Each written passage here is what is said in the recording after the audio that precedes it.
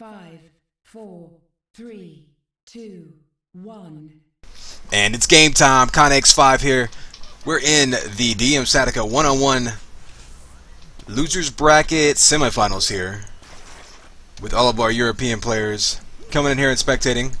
We've got Aiko versus Sulaco here, and the winner of this will go into the losers bracket finals to play Zill, who we just saw play against Skaven. Skaven is waiting in the grand finals, that upper seed. Oh, as you see a double kill, I believe, right? Yeah. Mutually assured destruction going on there. Aiko able to sneak in and take the 100 armor. We saw Aiko having some trouble with his connection earlier. I'm not sure if that settled down at all. He's certainly been able to fight his way back through the losers bracket finals. And it'll be interesting to watch these different styles here.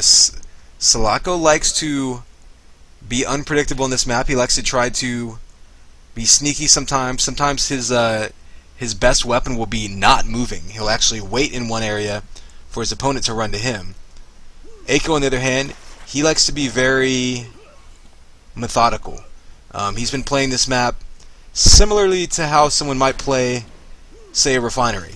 Going around, doing his rounds with all the weapons, making sure, basically playing against the map, and then just trying to engage his opponent whenever he gets a chance. Oh, a mid-air flak ball comes out, and that takes Aiko off of that, so a nice shot by Sulaco there. That was entirely blind, I think. And somehow ends up getting cratered there by Aiko. Not sure exactly what happened there, but either way, we still got a tie game here. What an odd start to this match, but Aiko finally takes the lead.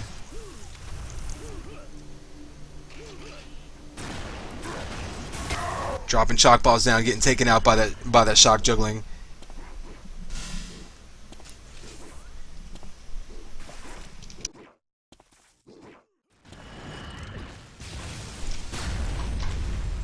So Sulaco trying to hit that 50 before going down to 100, but he needs to go down to that 100 armor right now. It's about to spawn again.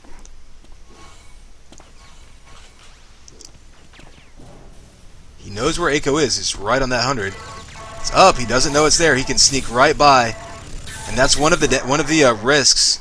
Whenever you're outside that 100 area, you're trying to pin someone outside of it. Is you don't necessarily know when that thing is going to spawn. Or if you don't know when that thing is going to spawn, you don't necessarily know it's up. The enemy player can just pull up a shield gun, jump right past you, and steal it right out from under you. That's what we saw Sulaco do right there. Unable to convert that.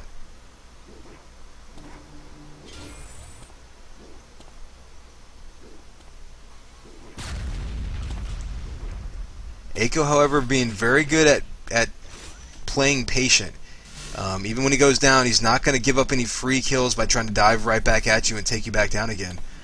So, I think we may see a real cat and mouse type game on this map.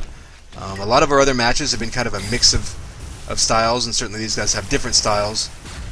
But I wouldn't say that this is going to be a particularly aggressive game fight by either player. As we see Sulaco backing off there even after doing a bunch of damage to try to make sure he denies that 50, picks up the health packs, gives himself the advantage, and then engages his opponent. Aiko, meanwhile, back down to base health, 100 health, but he's going to slide back, take those vials.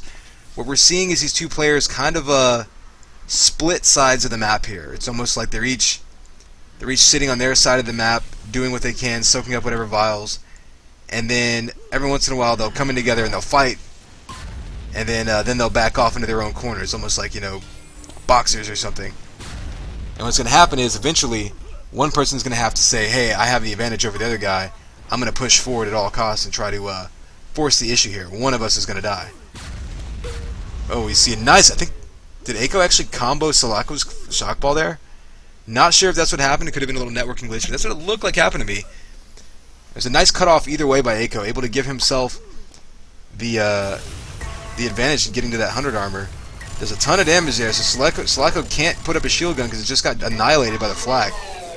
And Aiko able to finish him off with that.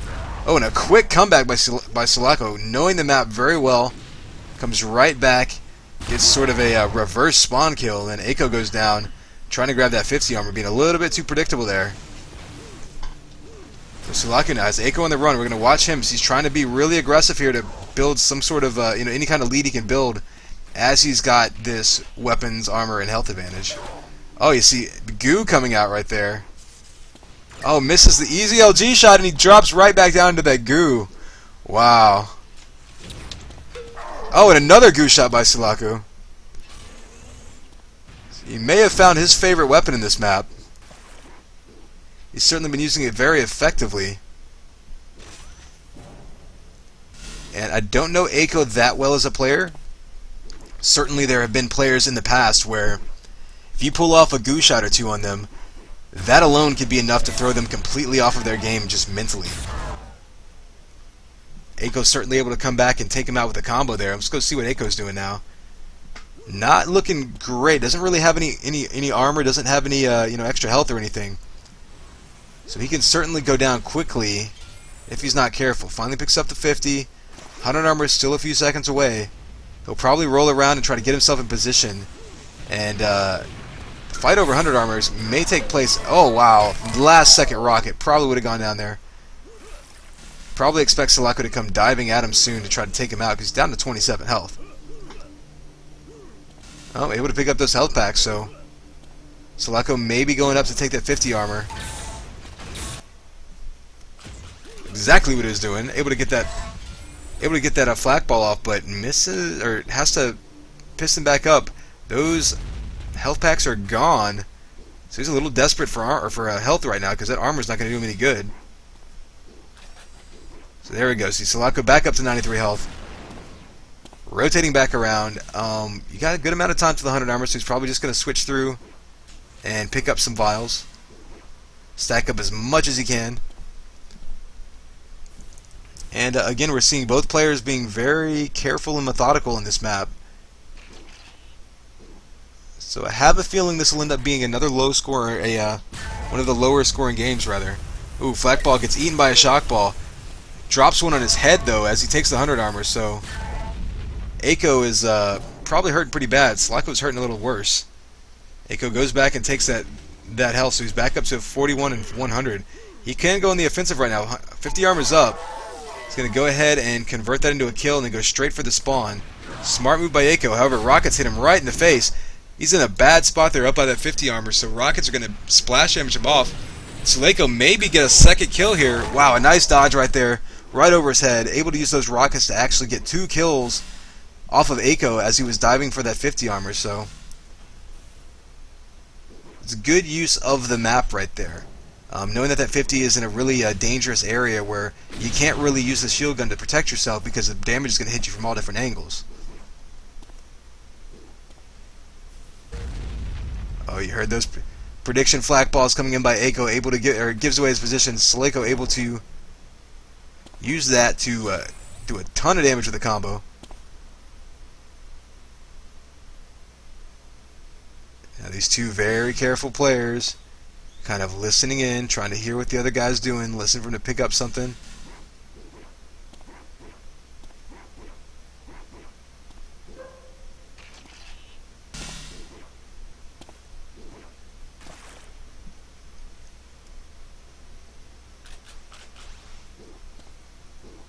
And I think what they're doing is they're still playing this cat and mouse game where Eiko's trying to soak up as much health and ammo as he can on his side of the map, and Sulaco's just trying to sneak in behind him right there, take him out.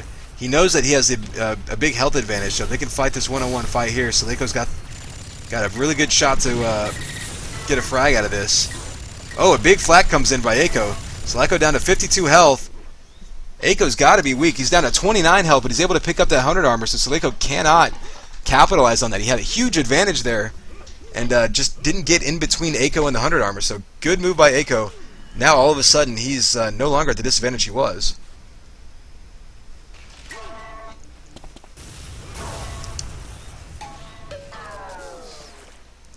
And there we go, lining up some really patient shots there.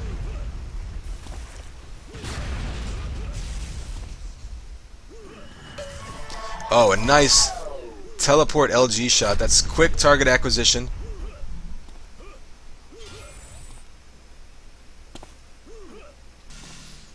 that the kind of shot you're used to seeing in a lot more like Quake style maps where you've got your teleporters all over the place.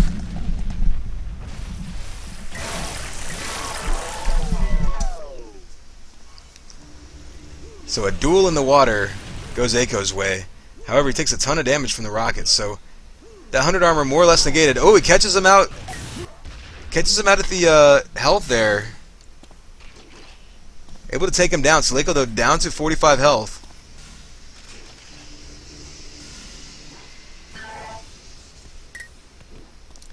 Shooting flak all around the corner there, but needs to convert it to a kill. Not able to do it. Aiko's got the higher damage weapon right there. Catches him again off the spawn. Aiko ties this game up.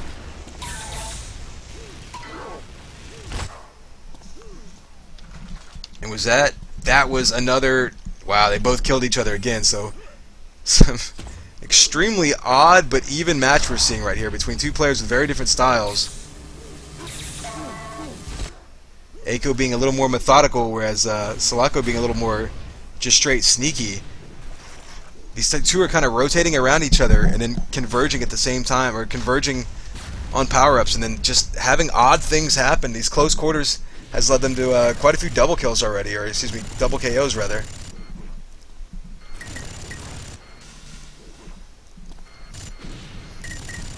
And it may be a matter of just whichever person can get a kill. You see Sulaco really doing a lot of damage to Aiko from a distance with that minigun. All the way down to 100 health. He's going to have a big health advantage here. Aiko hits him with a couple rockets though. Needs that minigun to stay on point. Doesn't do it. Aiko able to get a kill there. He's really low on health, however, and there's no health packs up. Oh, and he jumps down right into the line of fire for that flat cannon. So a little bit fortunate there. Aiko able to survive that, doing some damage from a distance on that 50 armor. He's going to head down to that 100.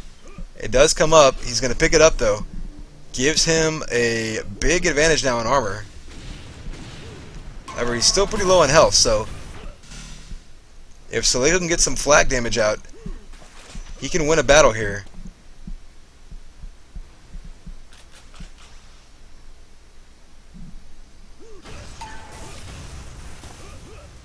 See good patient movement by Aiko, waiting to see if he can line up a shot.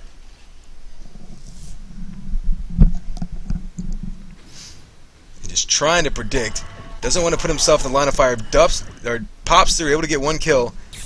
And what we may see this match determined by is who can convert, who can get a kill, and then get another 1 or 2 kills real quick off the spawn for the enemy. Because right now these guys are trading kills during their engagements over, power-ups. But trading kills is just going to get you into overtime. At some point, someone needs to pull ahead, and I think that's what we're going to see is whenever someone can get a quick spawn kill off of winning a fight, that may put someone in the lead for good. Right now, they're still trading. Aiko with 150 armor, they're looking really good. Sulaco, though, knows that he needs to get some vials to help counteract that. He's already back up to 145.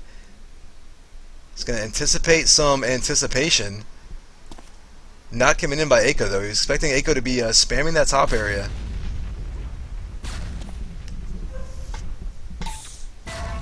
And there he is. Takes a big combo down to 100 health.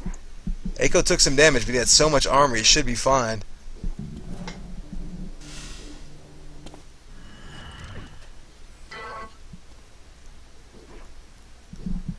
We got shock beams coming in. Sulaco jumping through. 100 armor is up. Oh, gets one rocket blocked by a shock ball, but diving back out towards it. Too predictable. Combos come out. That gives Aiko a 2 frag lead with a minute left, and that may be enough right there. If Aiko can just sort of stay alive, he's going to have all the armor in his control. He knows Sulaco's not going to have any, and now Sulaco's going to have to go out of his comfort zone and push really hard to try to have a chance here. 45 seconds, 3 kills. We've seen it happen, but I don't think this is really in Sulaco's wheelhouse. I don't think he's and there, just completely lost. I don't think he's going to be at his best trying to completely chase down the enemy players.